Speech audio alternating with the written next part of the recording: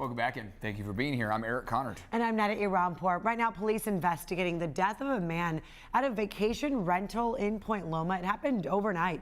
Neighbors telling CBS 8 this massive home you see here has been a nuisance for a while. CBS 8's Chris Groh is live on Poinsettia Drive sharing this story from police and the neighbors. What are they telling you, Chris?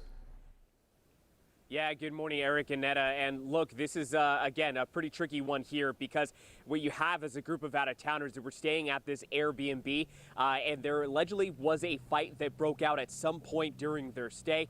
And at that time, the victim in this case was restrained by another person and then was unresponsive. And so let's go through the timeline here. According to SCPD, they arrived here shortly after 2 a.m. They found that victim inside, a 38-year-old man, unresponsive. They started CPR. Paramedics took him to the hospital where he was pronounced dead. Now, again, he had to be restrained during this fight.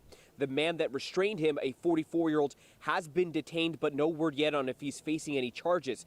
Meanwhile, neighbors tell us that this home has been a menace for the neighborhood for quite some time. It's 3 stories, sleeps about 12. It's listed on Airbnb, or at least it was prior to this incident. The neighbor we spoke to says it's been the host of a number of loud parties. The owner apparently lives out of the state and has barely made accommodations when faced with complaints about the noise and the commotion. Big turf thing as a blockade for the noise. So it's proof that they knew that it was a problem, and that was their solution instead of getting people to stay inside.